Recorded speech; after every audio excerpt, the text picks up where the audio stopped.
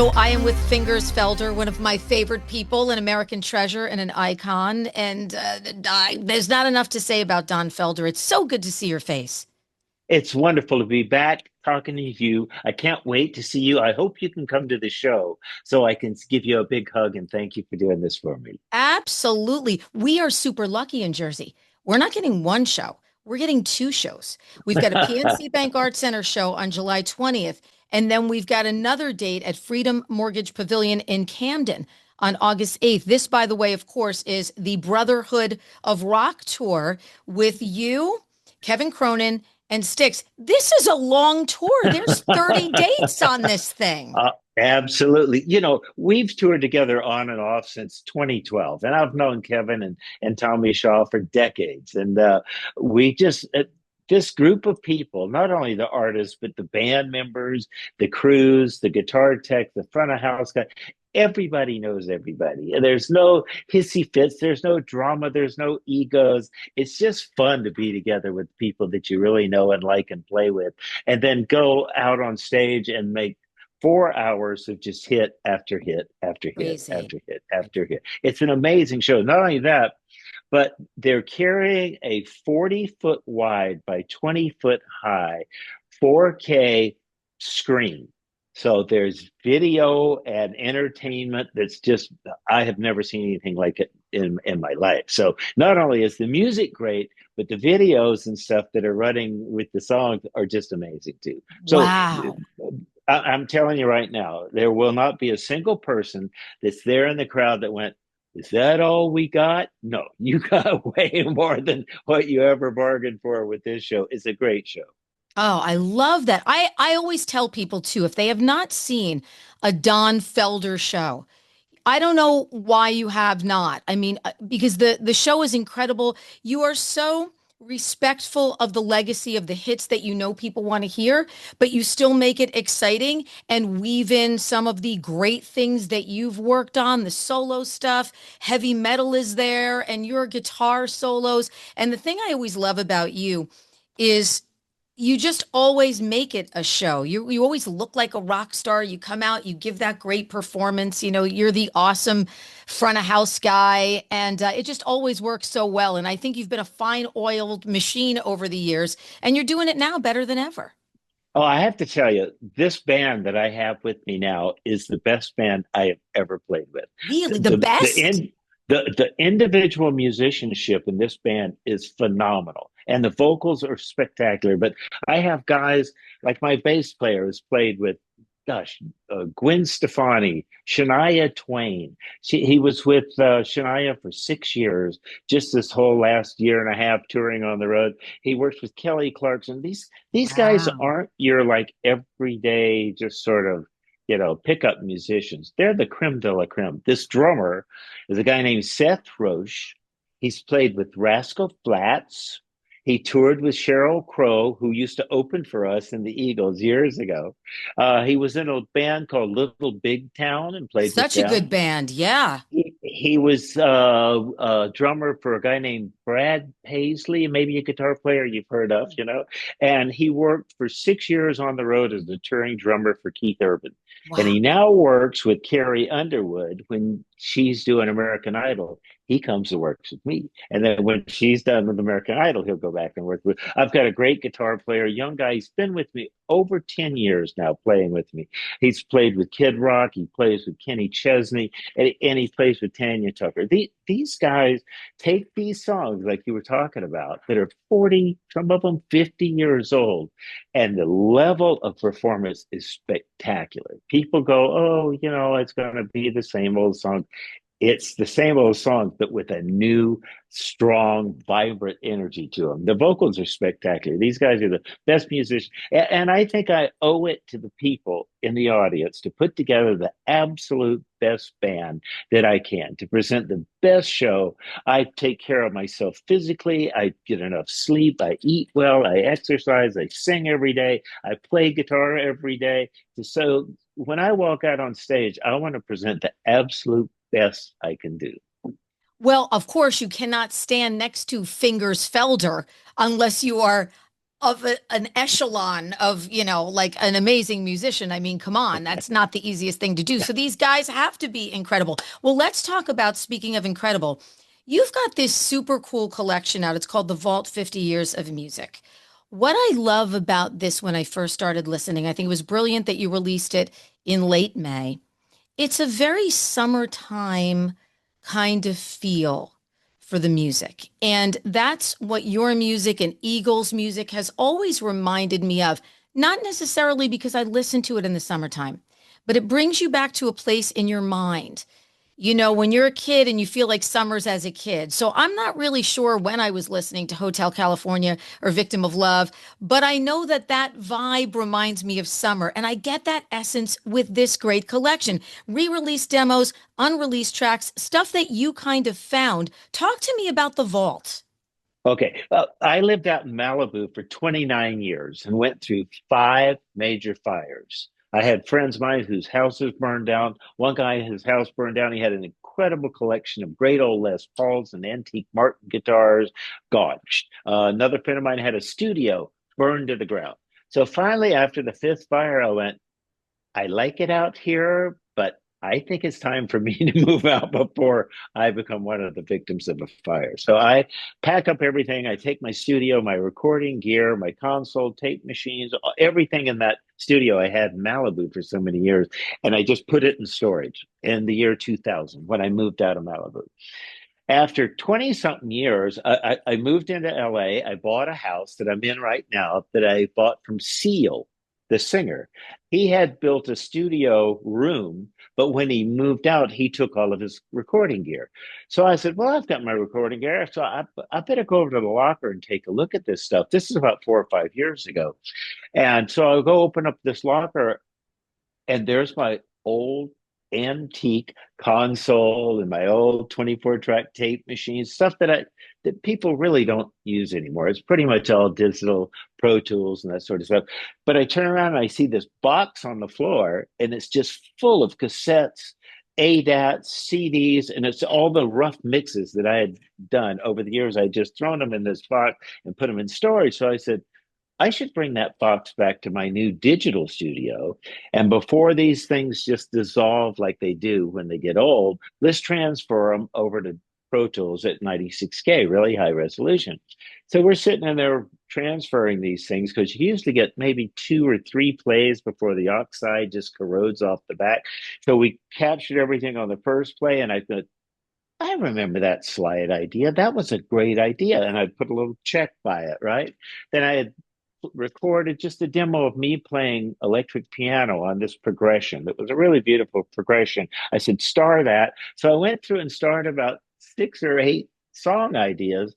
When I first joined the band, Bernie Ledden told me, if you want to write songs for the Eagles, don't write lyrics and don't write melodies. Make music beds in a song structure, like an introduction, verse one, verse two, chorus, verse three, chorus, solo, chorus, chorus, chorus, right? And so just make music beds like that and then give them the music beds. And if they hear something they like, they'll write the lyrics for it.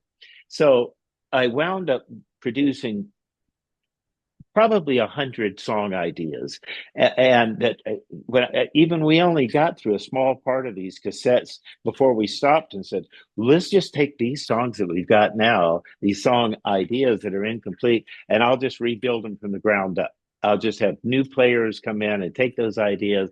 Then I'll finish writing the lyrics, and I'll sing it. So we'd finish these rough ideas. Starting back in the very first song on the album is a song called Move On. Hmm. And it was a demo. The first thing I did when I joined the Eagles, I made that slide demo for them in 1974. And so there's music in here that I had written through the decades, through 84 and 94. And during Hell Freezes Over, I was writing songs in hopes that we would make another album. And so finally we got down and I said, well, I have to put some stuff on there that's new that I've just written. So I wrote 2 new songs. One of them is written about my girlfriend called I Like the Things You Do. And I have to when I get an idea for a song, I have to record it somewhere because 2 days later I'll go, what was that idea? What was that progression? How did that go? So I'm on a treadmill. with my girlfriends who's on the treadmill next to me. We're working out, and I've got ears in, and so I start running in time, and in that meter and that time, I start having this lyric idea, and I pick up my phone while I'm running on the treadmill, and I'm singing, "I really like all the things that you do." And I look over at the guy next to me, and he's looking at me going, "What the heck are you doing?" But I just happened to catch that little phrase at that tempo, and so that later I could come back to the studio and take that idea and start building it from drum machine all the way up, and then finally having great players come in to work on it with me. As a matter Oh, of the fact, if best. you look at the credits on this record, it's people that I have known for decades. It's guys from Toto, like David Page and Luke at the Steve and Luke at there, and there's drummers on there that just like Jim Keltner plays on this one song called "Let Me Down Easy." It's just a beautiful big ballad. He's the perfect pocket for that song. I finally had a track with the drum machine done for "I Like the Things You Do." So I called Jaden, my girlfriend, and played it for her. And I said, "Who should we get to play drums on this?" She said, "Todd Zuckerman."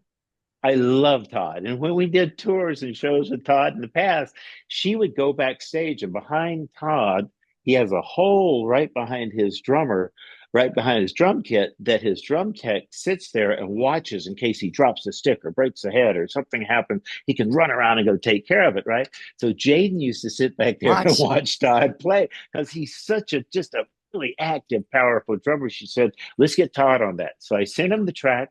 He has a studio set up with his drums ready to record. He records it, sends it back literally within an hour, and it's just fantastic. So we did most of the drums at here live at my studio or another couple of studios nearby. But just Nathan East comes in. I've known Oh, Nathan. As a matter of fact, I stole him from Kenny Loggins in the 70s he's and then clapped amazing. Oh, and the and then greatest. Clapton stole him from me, I damn went to it. many a Clapton show to see Nathan East. I would be like, He's "Where's Nathan East? You know, he's got to be on he, this tour." He's an amazing, amazing bass yeah, player. I mean, just incredible. Yeah, I looked. I mean, Greg Fillinganes. I mean, you've got all of these yeah, incredible people here. yeah, Amazing. Brian Tishy is Brian. Now the yeah, Tish is on because Brian's a yeah, Jersey guy, Morristown, yeah. New Jersey. We love That's right. Brian, and Brian Yeah, appears on this yeah, record too. Yeah, yeah. there's just, I mean, there's just so much on this record. It is absolutely a brilliant piece of music. I like the things you do, by the way. I also want people to check out the video because it's really cool. It's a very kind of cool, sexy video that you got going on for that song. Well, I never do music videos. We never did them in the Eagles. I think I did one for my first solo record for Bad Girls, and it was kind of fun because my friend Cheech Marin was actually in it with me, and we spent a lot of time just laughing and having fun. So when they called me up from the record label and said we want to do a music video on "I Like the Things You Do," I went, "Well, who are you going to cast in it?"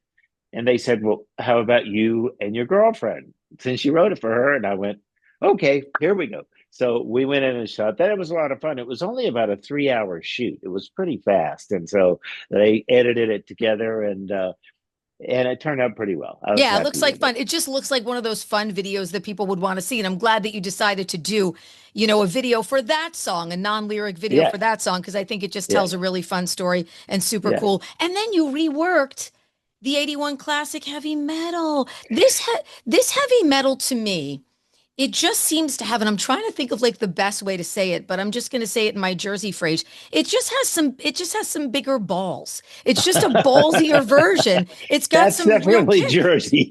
right? It's got like some real Absolutely. kick to it. Well, here's what happened.